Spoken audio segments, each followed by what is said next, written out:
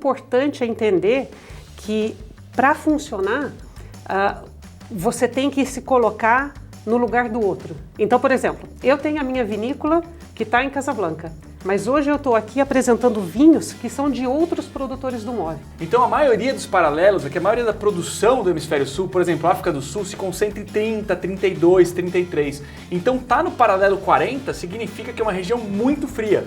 Agora, o Chile tem uma coisa que é muito bacana aqui, que é o ProChile, que é o organismo de exportação, cofinancia, ele entrega uma parte de dinheiro para alguns projetos específicos. Um ponto importante aqui desse vinho, quando a gente olha no aspecto, a gente já vê algumas coisinhas, alguns certos sedimentos aqui. Isso eu acho super importante para a gente contextualizar, para falar que não tem nenhum problema com o vinho.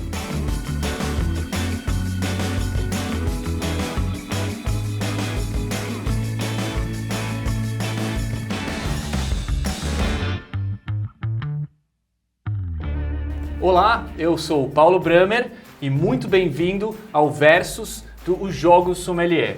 O Versus é onde a gente tenta descobrir os grandes projetos do Chile, o que está por trás dos grandes vinhos. Mas não só ver as características aromáticas, e sim conhecer um pouquinho mais a fundo cada um desses projetos.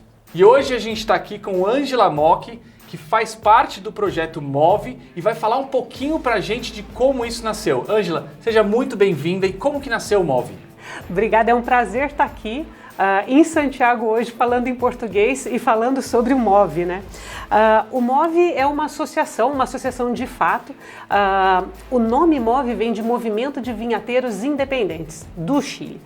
Nós somos mais de 35 vinícolas hoje, de norte a sul do Chile, vinícolas nas quais os donos tem a mão na massa, quer dizer, vinícolas nas quais os donos não são somente acionistas, mas que estão diretamente conectados com o negócio, gente, mão na massa mesmo. O MOVE nasceu em 2009, com 12 dos produtores, e nasceu de uma inquietude, né, de um incômodo que existia nesse momento, porque você sabe, quer dizer, a história do Chile, do vinho do Chile sempre esteve muito ligada a grandes empresas, a grandes vinícolas, a grandes corporações. E lá em 2009 existiam muito poucos pequenos projetos, pequenas vinhas. Então, essas pequenas vinhas que vinham começando, sentiram a necessidade de se associar. E se associar por diferentes motivos. Por exemplo, desde um motivo político, quer dizer, um motivo de ter uma voz, de que as pessoas escutassem o que os pequenos estão falando, porque quando um grande fala, todo mundo escuta. Quando um pequeno fala, quase ninguém escuta, a voz é muito baixinha, né? Só que quando você tem vários pequenos falando, essa voz sobe de tom. E aí você consegue também se mostrar e consegue mostrar o que você está fazendo, consegue mostrar o impacto que você está gerando. Então, MOVE nasce com esse objetivo, o objetivo de ter uma voz e um outro objetivo também que era algo muito mais banal, que nessa época, imagina que, por exemplo, para comprar garrafas, era difícil para uma vinícola pequena, porque os volumes que se vendiam da indústria eram todos muito grandes. Então, o MOVE nasce como uma força para aglutinar os pequenos produtores, para que esses pequenos produtores pudessem seguir para frente, sabe? Continuar, avançar e poder mostrar o Chile com uma cara diferente também. Super interessante, acho que mais movimentos como esse poderiam acontecer no mundo, né? Cada lugar, cada país, se tivesse essa concentração. Agora, quando a gente coloca que é um movimento independente, independente de quem? Independente do quê? Existe alguma coisa de que queira ser independente de? O independente tem vários sentidos, né? Agora, você falou uma coisa que me chamou a atenção, porque há uns 2 ou 3 anos atrás, um grupo de produtores de vinho do Brasil entrou em contato comigo perguntando sobre se a gente poderia replicar um pouco um MOVE no Brasil. Sei bem quem são todos do Rio Grande do Sul e estão tentando fazer, já começaram esse projeto, eles já começaram esse grupo e estão querendo falar cada vez mais no mesmo estilo do MOVE. O que eu sempre falei para eles é que o importante é entender que para funcionar, você tem que se colocar no lugar do outro. Então, por exemplo, eu tenho a minha vinícola que está em Casablanca, mas hoje eu estou aqui apresentando vinhos que são de outros produtores do MOVE.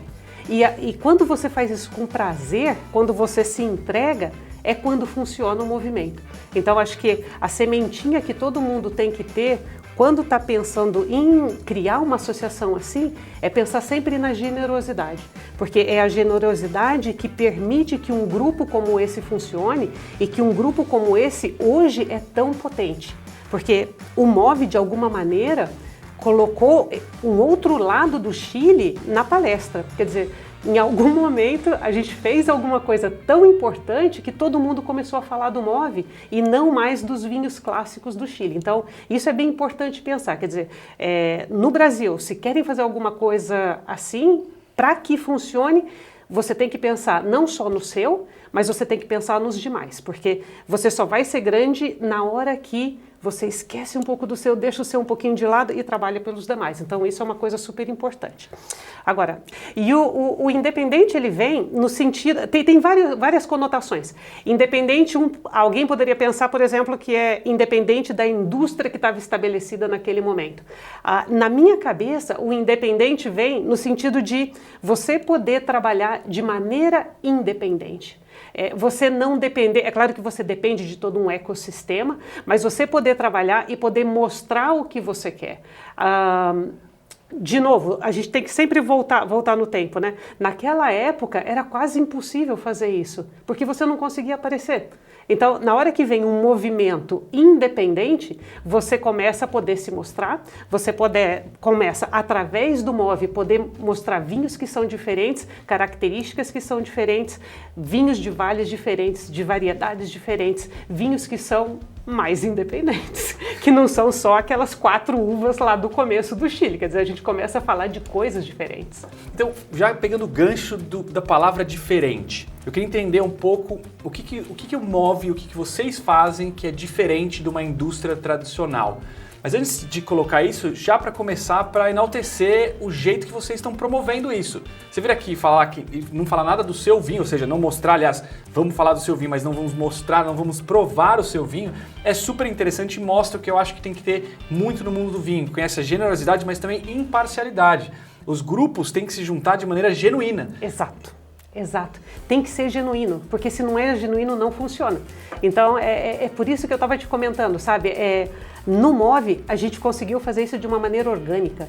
E já são muitos anos, né? Quer dizer, a gente já está cumprindo, eu ia dizer isso em espanhol, a gente já está chegando nos 15 anos agora e chegando em boa forma, né? Então, isso é muito bacana. Então, você pegou no ponto principal. E o que tem de diferente? O que a gente pode olhar e falar assim, o MOVE faz isso diferente, ou seja da indústria, seja na parte produtiva, seja em marketing, seja em economia, no que for. O que o MOVE hoje é super conhecido pela diferença, além dessa coisa incrível de trazer vinhos e não falar do seu próprio? No MOVE, a gente é independente para fazer o que a gente quer. Então, cada uma das vinícolas... Imagina que no MOVE a gente tem, por exemplo, produtores como a minha empresa. Eu tenho vinhedo, tenho vinícola e faço os vinhos.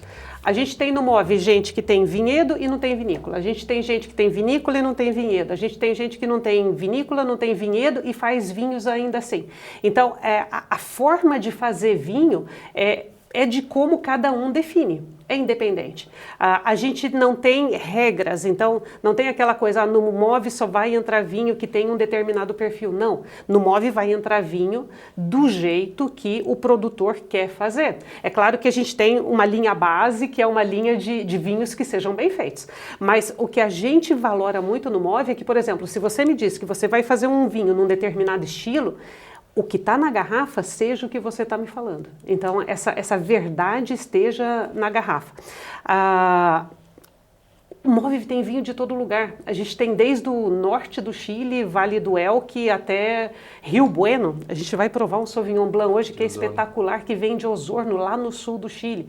Então, tem vinho de todo jeito. Tem vinho perto da montanha, tem vinho na costa. Então, tem vinho de todo lado. E isso é uma coisa muito bacana, porque você não tem... Existe pressão comercial, é lógico, ninguém vai fazer vinho sem ganhar dinheiro, é necessário ganhar dinheiro para que as coisas continuem fazendo sentido, né? Mas eu acho que existe um lado, talvez até romântico em algum sentido, no MOVE de que a gente faz as coisas do jeito que a gente quer fazer. E isso, Para uma indústria é muito mais diferente, é muito mais difícil, né? Quando você tem uma grande indústria, você tem que ir muito pelo lado do mercado e se entende, eu não estou falando mal disso, eu acho que muito pelo contrário, se existe um MOV hoje é porque existiu uma indústria no passado que abriu o caminho para a gente, mas eles são mais engessados, a gente não. A gente tem, o nosso símbolo é a barriquinha com as asas, a gente tem asas, a gente pode voar o quanto a gente quer. Super incrível, isso dá total liberdade para inovar, total liberdade para usar o que precisa fazer para estar sempre à frente da indústria, pensamento contemporâneo.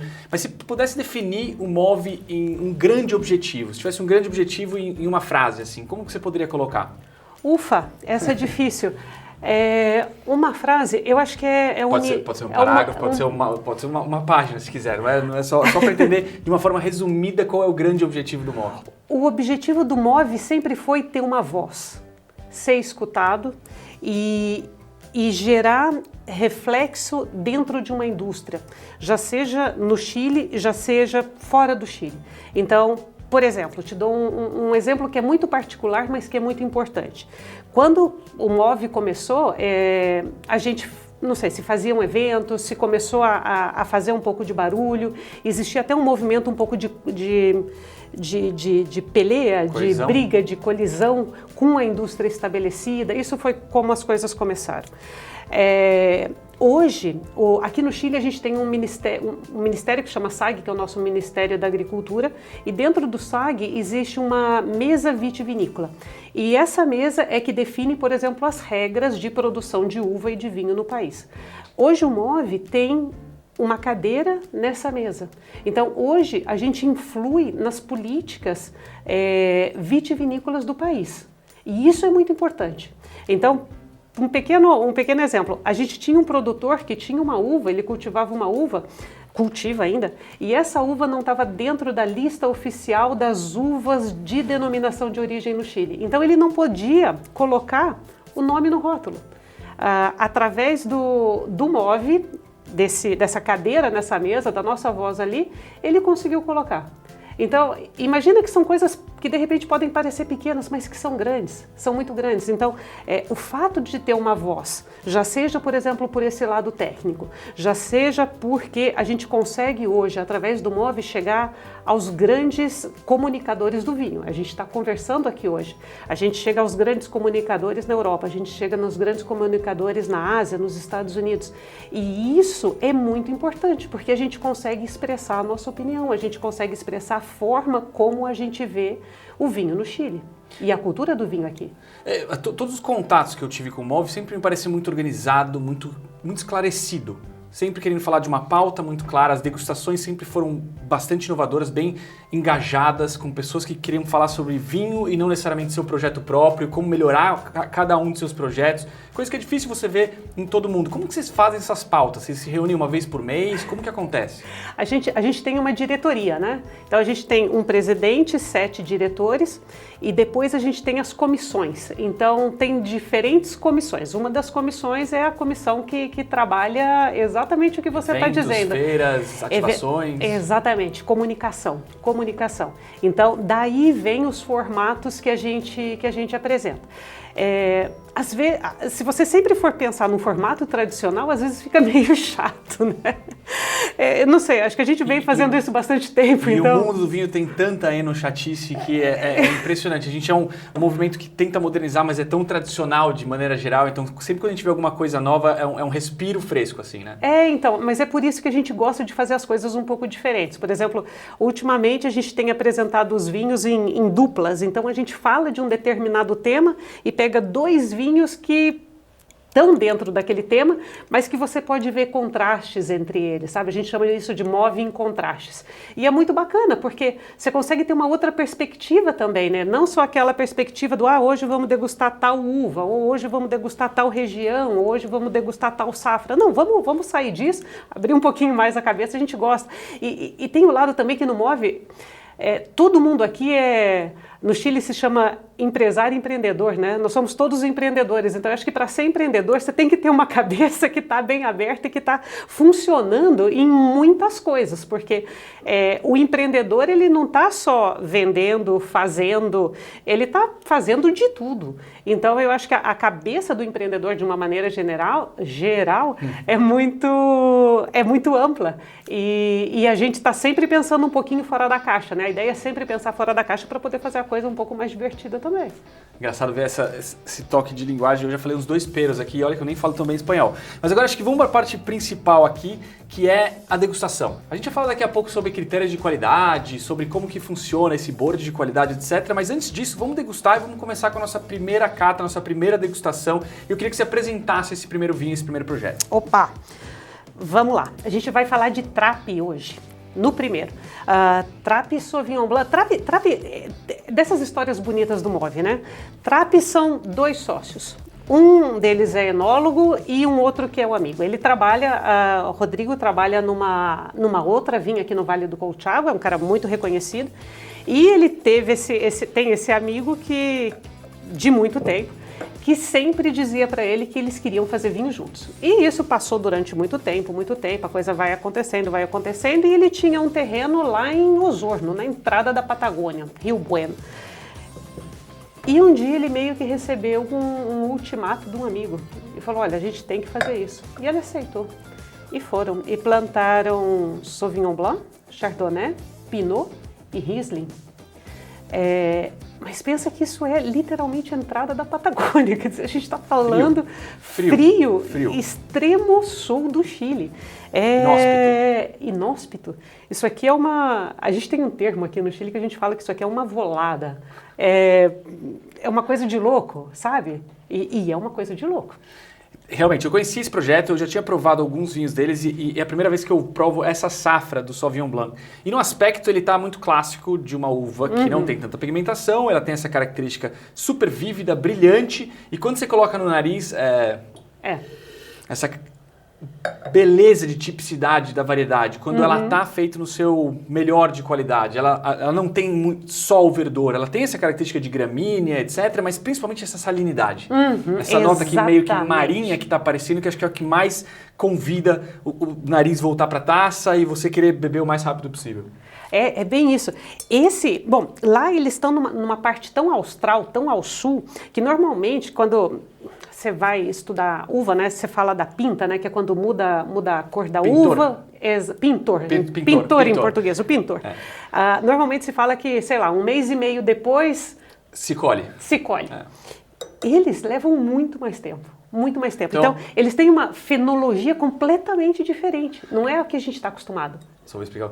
Então, o pintor, na verdade, ou o verração, ou essa mudança de cor da uva, claro que a uva verde se torna um pouco mais amarela, mas a uva tinta é mais notório, de verde ela começa a ficar vermelha, ela começa a ficar com aquela cor de uva tinta, é a hora que começa essa mudança de cor e alguns lugares do mundo colocam como 100 dias a 120 dias para a colheita da uva, para se produzir o vinho. E tem alguns lugares que são mais, outros lugares que são menos, depende justamente das características climáticas. E aqui é muito frio, por isso acontece isso. Exatamente, demora muito mais, é completamente diferente. Então, imagina eles fazendo isso e aprendendo, porque é mais fácil quando você está num lugar que todo mundo já sabe, né?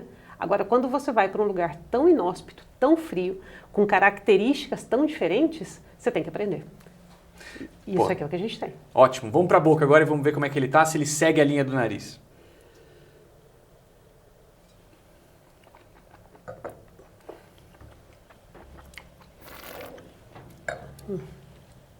Se a gente tiver aquela conotação de eletricidade em vinho, a gente segue aqui, né? Exatamente. Ela tem essa verticalidade, eletricidade, muita salivação que eu estou tendo aqui, é obviamente a acidez muito alta. De novo, essa nota marinha. Isso aqui com um sushi, um sashimi, ou comida japonesa, isso é incrível, né? Espetacular, espetacular. E não só, aqui no Chile a gente tem ostras maravilhosas. Fica, assim... Você tem que provar. Chachalema. Não, matchas. Matchas. As matchas. Comentei ontem. Incrível também. Ia ser perfeito com ela. Delícia. Assim, tudo que é fruto do mar, peixe cru, assim, é simplesmente perfeito. Para quem gosta de ceviche, com ceviche, isso aqui, show. E Osorno é muito incrível, porque vinho se produz, em grande maioria no mundo em todo, no paralelo 30-50. Só que no hemisfério sul, por não ter tanta proteção de terra e estar mais perto dos polos, é muito mais frio. Então a maioria dos paralelos, a maioria da produção do hemisfério sul, por exemplo, a África do Sul, se concentra em 30, 32, 33. Então tá no paralelo 40 significa que é uma região muito fria. O extremo sul de produção no hemisfério sul é 46 e aqui a gente está cerca de 40. Por isso que tem essa característica de bastante frio, bastante intensidade e aí vem para taça imediatamente essa acidez, esse frescor, essa característica cristalina do vinho.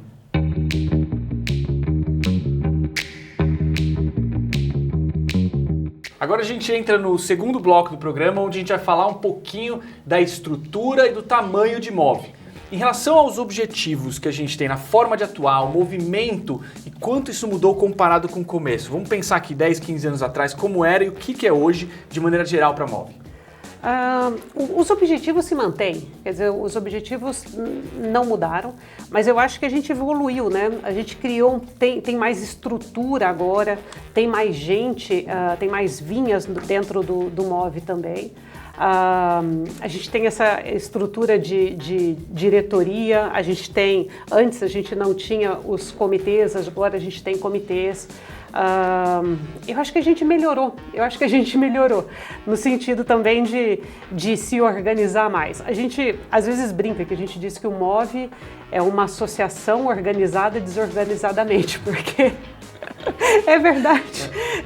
E que funciona. Essa é a parte importante. E que funciona, porque, claro, todo mundo tem a sua empresa por trás. A gente não tem um gerente geral, não tem alguém fazendo as coisas. Somos nós mesmos. Então, todo mundo doa generosamente o tempo para que tudo funcione.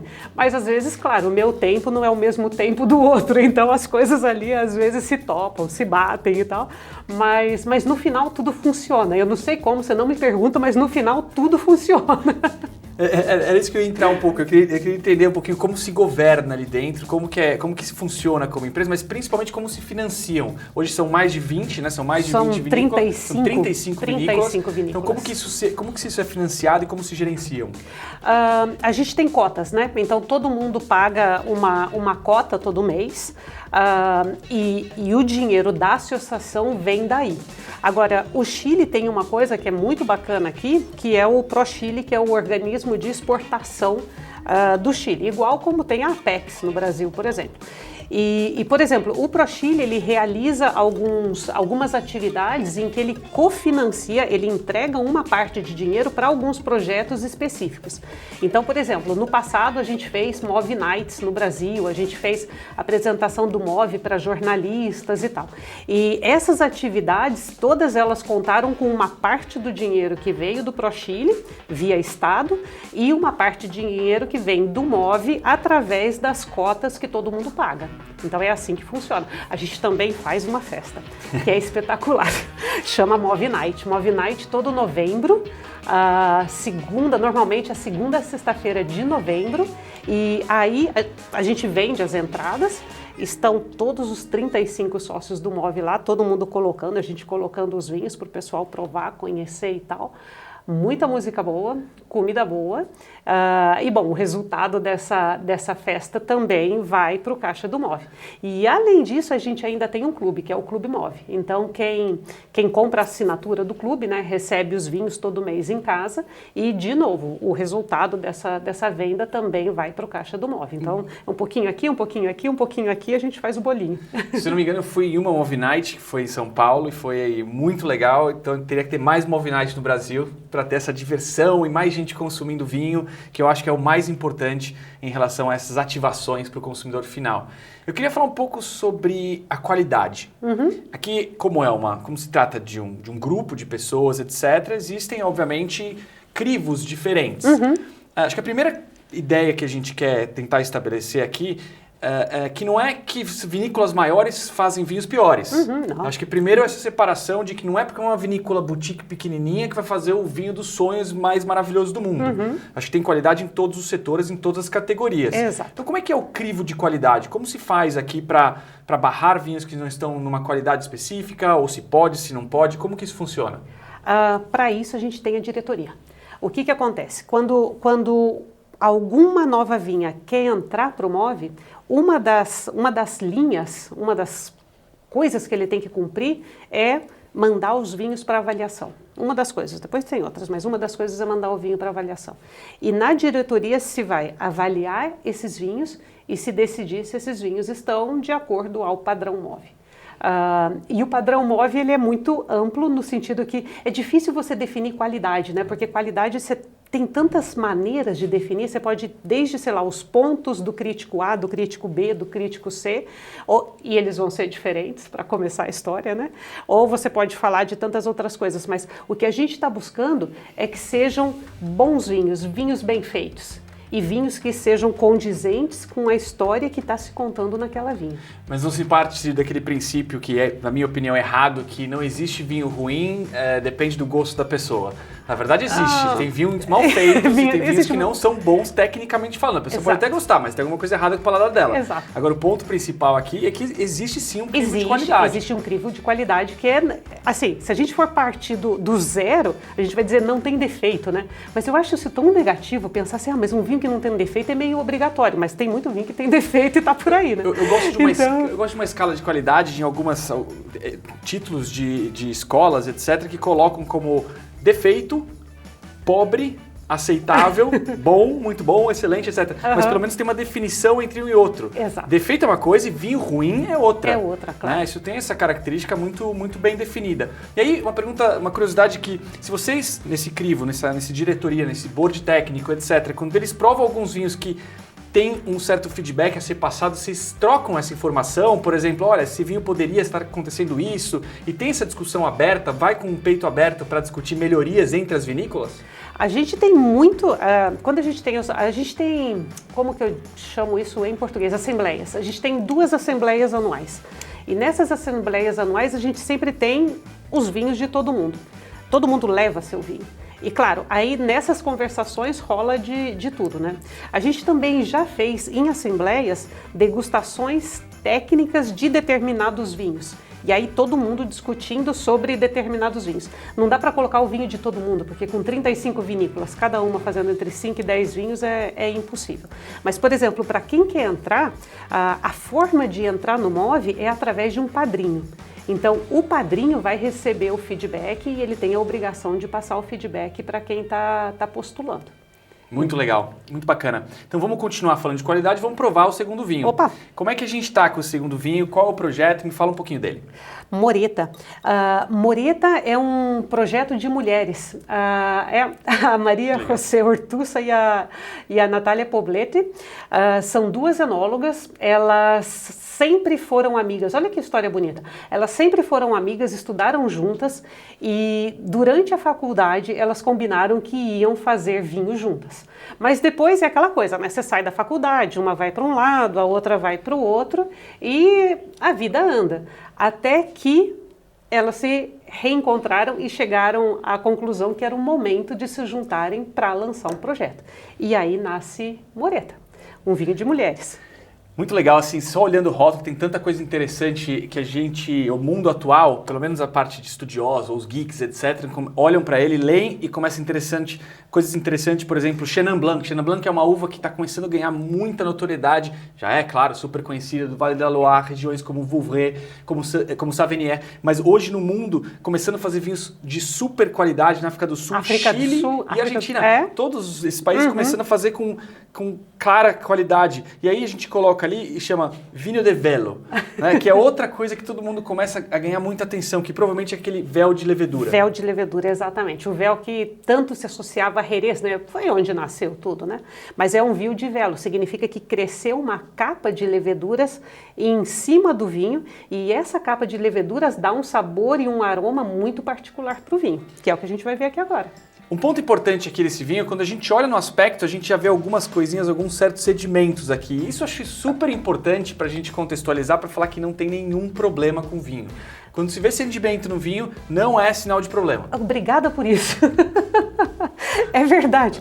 Significa só que o vinho não foi extensivamente filtrado. E não tem nada a ver, tá tudo bem. E até mais, assim, pode ter essa parte de não ter sido filtrado, que eu acho que foi muito provavelmente essa característica, mas também, às vezes, aqueles cristalzinhos ali que nada mais é do que tartarato de potássio que se precipitou. Exato. Então, é um processo que deixa o vinho Sabe uma saudável. coisa que a gente deveria falar? Eu sou engenheira de alimentos, né? Me formei na Unicamp, então eu estou sempre pensando em alimento, bom, minha formação.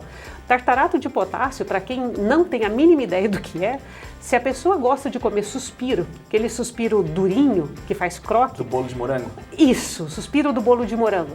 Para você ter aquele suspiro durinho, você precisa de ter tartarato de potássio misturado com as claras. Tá aí. Então, Gosta de bolo de morango, mas não gosta de ver vinho com tartarato de potássio. não dá, né? Um ponto importante aqui de entender sobre esse véu de levedura, na verdade, é algo que pode ser natural, foi natural por muitos anos, acontece em Jerez, em Jurá, mas também pode ser induzido hoje em dia. Esse processo começou a crescer cada vez mais, uma das vinícolas do Chile que meio que começou isso, ou pelo menos foi um grande precursor, que foi Bodegas Ré, com o velado, e aqui a gente está vendo cada vez mais pessoas fazendo, é só o ponto aqui de como se controla isso. E você falou muito bem, esse véu, ele precisa de algumas coisas naturais, ele se alimenta do álcool do vinho, por isso talvez seja 11,2 de álcool. Porque baixa o teor alcoólico. Baixa, a levedura ela come esse álcool, ela se alimenta do oxigênio também e ela solta para o líquido o alcetaldeído, que é alguma característica que pode ser relacionada em aromas, que é o que a gente sente um pouquinho aqui, que é um pouquinho de azeitona e amêndoa. Junto, além de sentir bastante amêndoa nesse vinho, junto com as características primárias, que eu acho que isso que é o mais importante quando tem véu de levedura. Porque se tem só alcetaldeído, rouba absolutamente tudo. É que mata tudo, né? O acetaldeído mata tudo. E aqui não. Aqui, pra mim, ele tá muito bem dosado, porque o vinho tá delicioso, o aroma dele tá muito, muito bacana. É isso mesmo, ele tá esse floral, eu acho que ele Isso. tá com essa característica de levedura. Pra mim, a levedura aqui aporta essa amêndoa, um pouquinho de água da azeitona, mas principalmente essas frutas, as frutas maduras e essas frutas de caroço que Chenin Blanc é muito associado. Isso. Vamos colocar na boca. Vamos ver.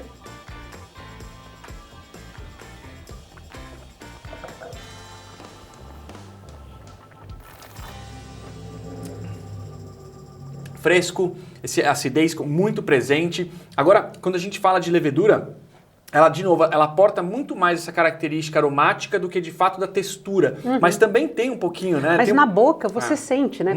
Pra mim, eu sinto até um pouco assim, essa nota meio de pão, sabe? Ela tá aqui. Eu tô pensando com o que eu comeria. Eu acho que, bom, eu gosto muito de entender vinhos assim, parecidos com aqueles Muscadet Surly, mas um Surly, ou seja, contato com borra prolongado. Não Muscadet Surly que sai só com 6 meses.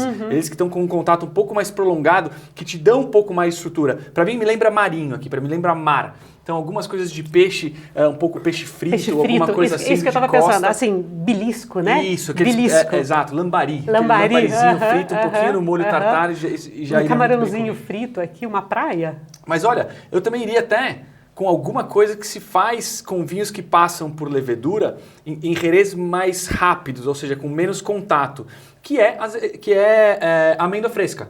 Com amêndoa salgadinha fresca, isso aqui fica uma delícia. Pois uma delícia. Muito bem.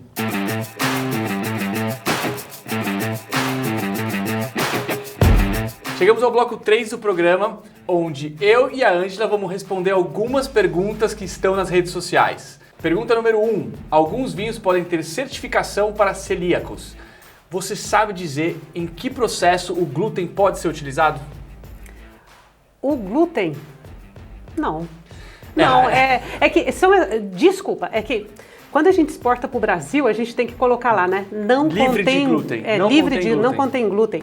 E eu fico pensando, que coisa, né? A verdade é que faz isso por legislação, para que um alérgico, para que um celíaco não tenha nenhum problema específico, mas a verdade é que é raro ter algum problema ou algum uso Eu não consigo glúten, pensar mas em existe. nada. Existe? Existe alguns tipos de no processo de clarificação, que se usa alguns tipos de aveia, alguma coisa que pode ter glúten que passa ao vinho, mas é muito raro. São alguns processos que se usam na clarificação, assim como se usa bentonita, clara de ovo, etc. Existem alguns produtos que podem ser utilizados, mas é super, super raro. Eu nunca, para ser bem sincera, nunca vi. Eu também não, na verdade eu também não, só que eu sei que pode ser usado. Tá. Pergunta número 2. Uma taça de cobre vai alterar o sabor ou característica do vinho? A teoria diz que vai, né? Nunca testei, mas a teoria diz que vai, porque o cobre, ele atua na redução do vinho, né? Então a teoria diz que vai, a gente teria que provar, a gente está no país do cobre. Na minha época de estudo extremamente maluco, de bem geek, que eu não largava os livros, ficava de segunda a segunda estudando, etc., eu tive que fazer algumas atividades. Uma delas foi provar vinho em taça de cobre e depois fazer um processo que é colocar uma moeda de cobre em vinho reduzido. Vinho que tem redução. E as duas experiências foram o seguinte: o vinho de cobre, de fato, passou um pouquinho de gosto metálico, então senti um pouco de gosto metálico nele. Não sei se sente para todos os vinhos, não sei se foi aquele vinho específico, mas eu senti. E se você pesquisa, você vê que pode ter essa nota de metálico no vinho. Mas tem outro ponto também que a cobre é um condutor de calor. Então ela vai esquentar o vinho muito mais rápido.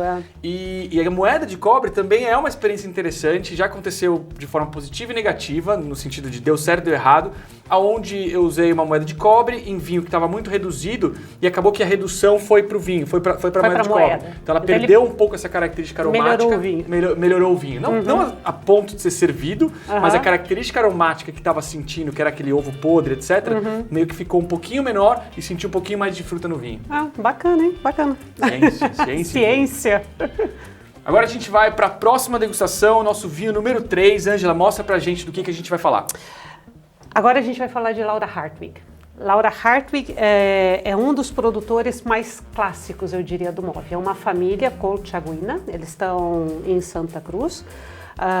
Produzem as variedades que são realmente os clássicos do Chile, né? Cabernet, Carmener, a gente vai provar um Cabernet Franc aqui. Vinhos que são, eu acho, particularmente muito elegantes. Então, vinhos que vêm de um clima mais quente, mas vinhos muito, muito clássicos. Até o rótulo, né? Você olha, a foto é da Laura. Esse vinho é bastante já estabelecido mundialmente, né? Sim. Essa característica é um produtor que não é grande, mas é um produtor super clássico, como você bem pontuou. A gente brinca que ele é o gigante do MOV. E olha só, o gigante do MOV, Laura Hartwig. É realmente um produtor que é simbologia para mim de clássico, de tradicional, etc. A gente vê pelo rótulo e a gente vê também na taça, a gente consegue sentir essa característica aromática de um Cabernet Franc. Se tivesse essa história de Novo Mundo e Velho Mundo ainda, que isso está caindo por terra, que não tem mais essa distinção, eu diria que ele é muito mais europeu do que chileno. Eu concordo. De maneira geral. Eu concordo, porque ele não tem aquela potência que às vezes as pessoas relacionam com o Chile, né? Esse vinho é muito elegante. Eu acho que a melhor palavra para ele é isso, é elegante. E para mim é mais Cab Franc do que Colchagua, de maneira geral. Eu acho que tem essa característica de frescor de Cabernet Franc, essa certa vivacidade, esse floral um pouco de grafite, né? Um lápis sendo apontado, mas junto com ele aquele Cabernet Franc de clima fresco. Então, essa nota até um pouco de violeta aparecendo e muito bem contextualizado com o uso de madeira. 2020, uma safra quente, uma safra muito quente e mostra muito frescor no nariz. É impressionante conseguir um vinho elegante assim nessa safra, porque se a gente vai para 21, que é uma safra muito mais fria, você tem mais facilidade, você tem desenvolvimento de ácidos, né, noites mais frias e tal. Mas conseguir um vinho elegante assim numa safra quente, como foi 2020, tremendo vinho. Vamos provar.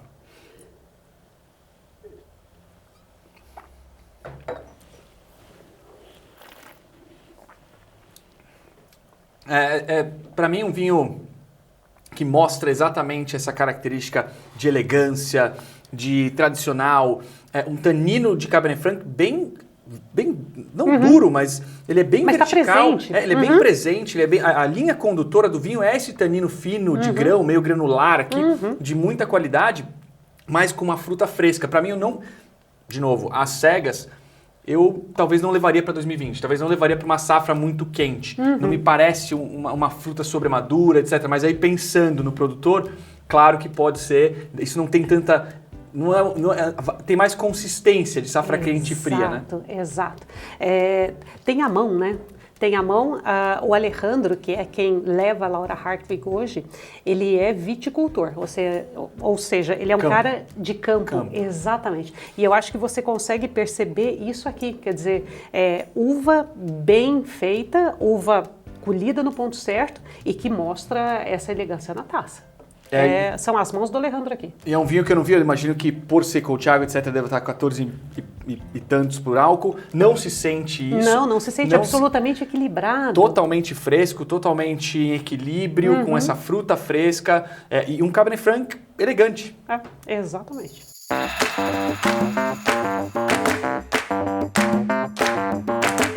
Agora a gente chegou no bloco 4 e último, e aqui a gente vai falar um pouquinho mais sobre o futuro de Move. Ângela, qual que é a importância dos pequenos produtores para a indústria de vinho chileno? Bastante. A gente aporta diversidade, a gente aporta qualidade, a gente aporta cor no mundo do vinho do Chile, a gente aporta alegria. Eu acho que Move é um tremendo aporte. Falei espanhol agora. Não, também se entende em português. Dá para entender. Mas eu acho que é isso. Eu acho que Move é uma grande força motora para o vinho chileno. A gente tem cabeças pensando de maneira diferente. A gente tem gente pensando de uma maneira aqui, de uma outra maneira aqui, de diferentes assuntos. E eu acho que a grande riqueza está nisso, da gente ter bastante gente pensando, mas com um objetivo comum.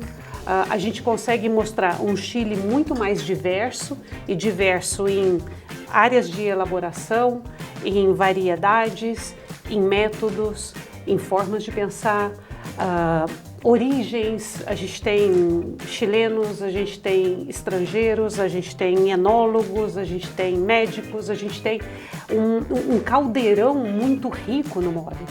Então, eu acho que eu não consigo ver o Chile sem o Move. Eu acho que hoje ninguém consegue ver o Chile sem o Move, porque de verdade o Move é o cara bacana.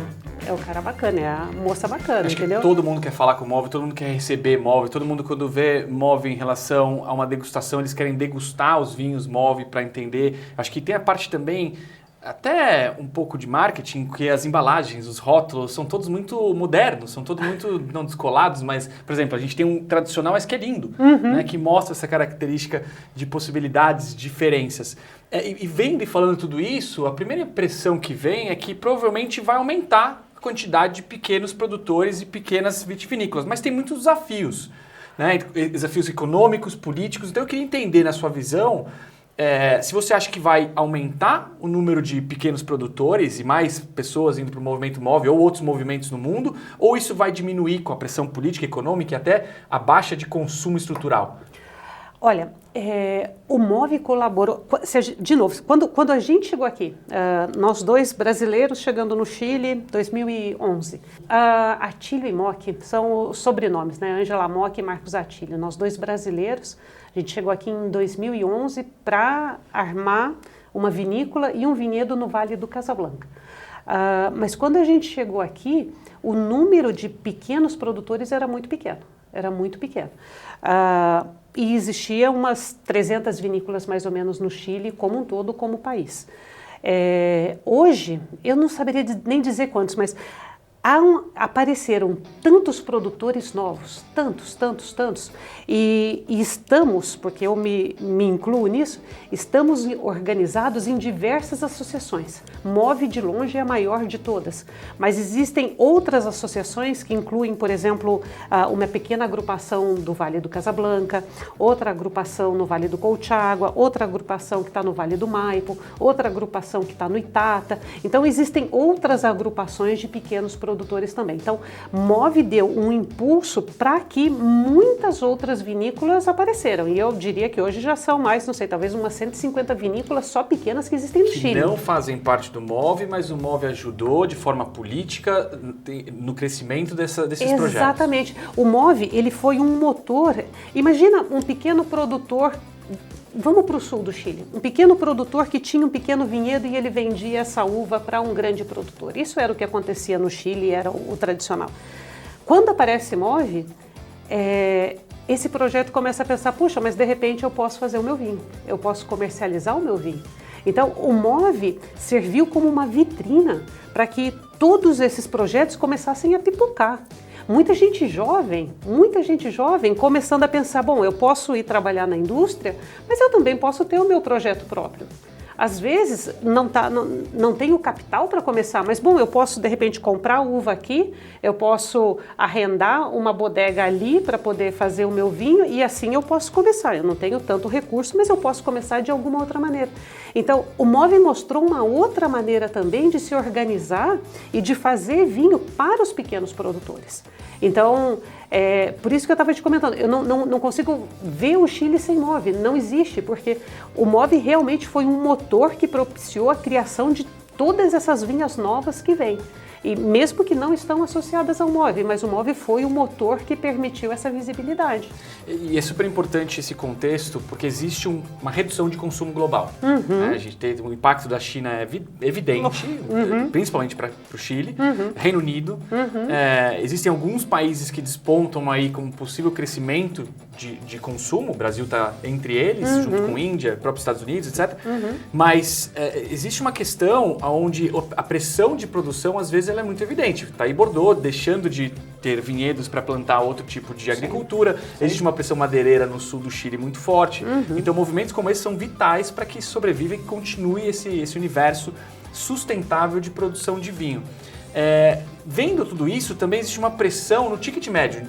Quanto que vale um vinho, né? Hoje, eu estava aqui antes com uma conversa com o Pedro, da Wines of Chile, e hoje a média de venda de vinhos para o Brasil, por exemplo, que é 40% do market share brasileiro, está em $25 a caixa.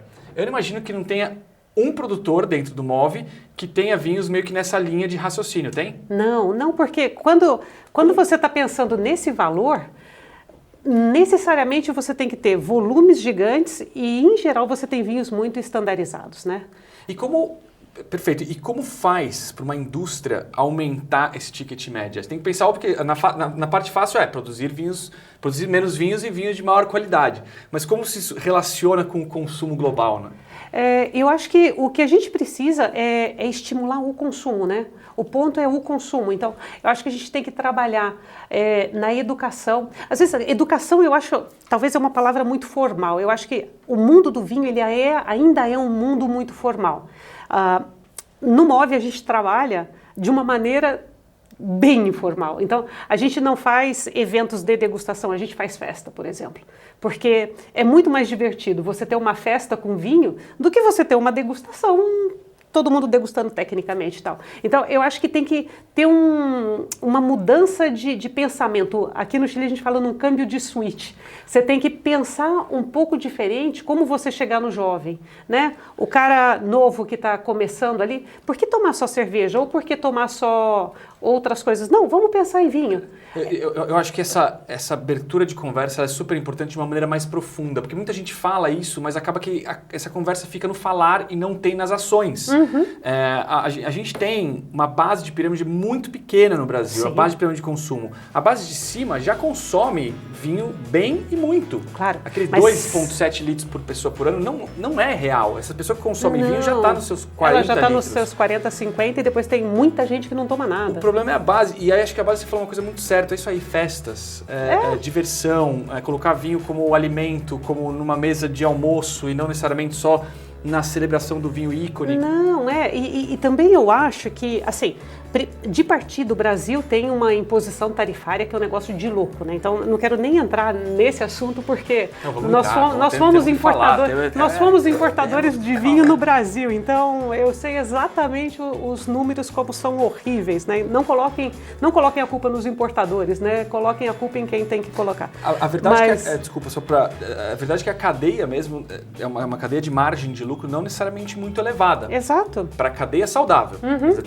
Tem muita gente na cadeia que tem margens altas por determinados fatores, mas que de fato no Brasil, por exemplo, até muitos falam de restaurante, etc. A margem de restaurante no Brasil ela é o dobro, enquanto Itália, França, Espanha é 3 vezes, Estados 4 vezes mais. Estados Unidos, 3 vezes, exato. Então, a gente não está falando em margens grandes para os atores, mas o sócio principal do negócio é o governo. Então, é difícil quando é assim. Mas eu acho que é isso, a gente tem que modificar a maneira de ver o vinho, sabe? Tá. Tem que ser um pouco mais informal, tem que ser mais relaxado, tem que ser... Vinho é vinho, né? Não é nada do outro mundo. E outra coisa que eu acho super interessante que acontece no Brasil, porque aqui na vinha, em Casablanca, a gente recebe bastante brasileiro e a gente recebe, na verdade, gente do mundo inteiro. Então é interessante porque a gente tem a oportunidade de comparar perfil, né, de diferentes consumidores. E quando a gente recebe, vamos falar, americanos e europeus, que é o que a gente recebe principalmente, o americano e o europeu, ele está preocupado com a qualidade do vinho, não necessariamente tanto com a marca, enquanto que no Brasil é muito marca e muitas vezes o que eu percebo, e é uma coisa que eu gostaria que mudasse no Brasil, que muitas vezes eu vejo que as pessoas consomem ou um vinho muito econômico aqui ou um vinho muito alto aqui, os famosos ícones, né? Sendo que, para mim, pessoalmente, eu acho que a grande qualidade está no meio. Não está nem embaixo nem em cima, está aqui no meio. Então eu gostaria que as pessoas descobrissem esses vinhos do meio, sabe? Acho que não sei nem se a palavra é de fato qualidade, mas mais custo-benefício, né? Porque qualidade é relativo, qualidade tem qualidade, tem má qualidade, tem tudo isso. Mas o custo-benefício, ou seja, o valor versus o que te entrega, a garrafa, etc. Acho que está nesse meio, tá realmente no meio. E o Chile, e o MOV particularmente, a maioria das garrafas do MOV está aqui no meio. Então, o que eu sugeriria para as pessoas no Brasil é busquem nas garrafas o loguinho do MOV, que é a barrica com as asas. Porque ali você vai encontrar um vinho que vai te entregar mais do que você está pagando. Então, vai atrás desses vinhos e você vai ver que você vai curtir muito, você vai gostar muito. Perfeito. E aí uma mensagem para outros grupos e como se navega entre os grupos? Como moves, fala com outros grupos, como que grupos se fortalecem para o bem maior que é o vinho e o maior consumo, e aumentar o consumo? Eu te comentei que no começo a gente brigava um pouco com Wines of Chile, né? Hoje não, hoje a gente tem um trabalho de ver que somos mais fortes todos juntos. Então, não só com Wines of Chile, que é a grande associação das grandes vinícolas do Chile, mas também com as outras associações que congregam a outros produtores, que são, na sua maioria, associações regionais, né? Então, como que eu te comentava, Casablanca, Maipo, Colchagua e tal. Todo mundo entende hoje que a gente tem que trabalhar junto. A gente tem que trabalhar junto. Porque o vinho só vai para frente se a gente trabalhar junto. Não tem nenhum sentido você ficar brigando um com o outro, não tem sentido essa existência de egos, né? Não tem porquê. Então, o importante é todo mundo trabalhar junto, que é para todo mundo avançar e que, ojalá, e que, tomara, mais gente possa tomar vinho de boa qualidade, vinhos do MOV, tomara, aí no Brasil. É o que a gente quer. Muito legal, mas infelizmente a gente tinha que chegar no último vinho. Então eu queria que você apresentasse pra gente o quarto vinho e o último de hoje e falar um pouquinho do projeto. Bom, Polcura, né? Estamos falando de um craque do Syrah aqui. Sven é um enólogo com muita trajetória no mundo do vinho aqui no Chile. E ele decide começar o projeto do Polcura, que está no Vale do Colchagua, ali em Martigüe, focando principalmente em Syrah. Ele também tem outras variedades, mas o princípio do projeto foi em Syrah. Aqui a gente está com o Polcura Syrah, que eu acho que é o vinho mais icônico dele, talvez o mais conhecido também. Um vinho que, eu acho que você tem que fazer a descrição, você é um especialista nisso, mas um vinho potente, aquele Syrah carnoso, né? Eu acho que foi legal a gente provar dois vinhos da mesma região e a gente tem aqui sim, né? Tipicidade regional. Aqui parece, você coloca o nariz na taça, é Colchagua. Exato. Tem essa característica de fruta exuberante. Óbvio, tem muito Syrah também, mas tem essa característica muito opulente de fruta. Essa fruta madura. É um vinho que ele é 2017, não mostra tanto a evolução no nariz.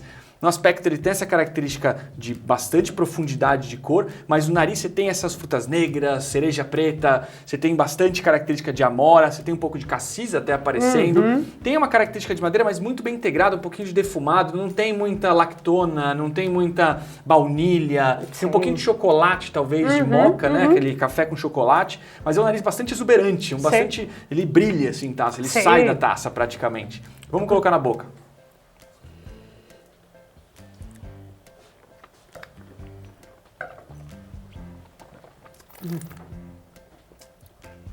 Pois é, essa fruta gigante, opulente. Aqui sim eu sinto um pouquinho de evolução, mas de novo, muito jovem para 2017. Sei. Mostra o potencial de envelhecimento dele, né? Ele tem um pouco de especiaria na boca. A boca parece muito assim. Exato. Uma delícia. Uma delícia. Para mim, eu penso nesse vinho, eu penso em carne. Assim... Um churrasco? Um churrasco. Churrasco brasileiro ou churrasco chileno? Não deixa os chilenos verem a gente. Churrasco brasileiro. Picanha, né? Boa e velha. Mas olha, tem uma coisa. Aqui tem umas prietas que são maravilhosas. Na verdade, que eu acho que eu comi uma vaca inteira com esse rato. Tem bastante opulência, tem bastante estrutura, tem um tanino absolutamente incrível. E, mais uma vez, um vinho 17 se sente um pouco o calor dele, você sabe que é uma região quente, uma região que dá isso. E outra, 17. Então, mas Martigui tem influência da costa. Sim. Exatamente. Principalmente na parte mais alta de Martigui. Exatamente. Mas isso aqui está plantado em lomas, né, em morros. Então, tem uma influência da costa aqui também. Só um ponto importante, que toda vez que eu pego vinhos ou a cegas ou aberto, que é de 2017, que é um pouco de centro-sul Chile, sempre me dá um pouco de... não tensão, mas um pouco de ansiosidade para entender se houve algum problema com mancha de fumaça. 17 foi um dos piores anos em relação a incêndio. Isso aconteceu principalmente no Maule. Isso tem uma característica que normalmente dá uma nota de defumado muito forte, fica meio que presente na fruta. Esse daqui está absolutamente limpo, tem essa fruta exuberante passando. Então isso é uma característica super bacana de um vinho que está se mostrando super bem como Syrah. E também tem um lado, né, porque você falou da fumaça, dos incêndios, né? Se os incêndios acontecem depois do pintor, você tem essa nota de fumaça aparecendo no vinho, né? Se é antes, não tem. Então, e eu acho que em Martigui, eu não lembro. Eu lembro que em Casablanca eu tinha 2 incêndios, um de cada lado de casa, assim foi um terror. Mas aqui eu não percebo nada. Acho que isso é para um próximo capítulo, inclusive, porque tem muita coisa para falar disso, já tem muita evolução no desenvolvimento de alguns remédios para isso. Sim. E claro, mas o maior e melhor de todos os remédios é o ser humano cuidar da Terra. É o ser humano cuidar do planeta e que tem muita coisa que pode ser feito.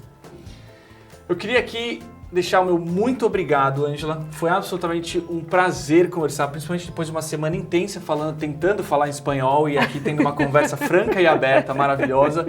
E queria também deixar aqui o meu muito obrigado por comparecer no Versus de Os Jogos Sommelier. Não, obrigada a você. Foi um prazer conversar com você aqui em Santiago, de verdade.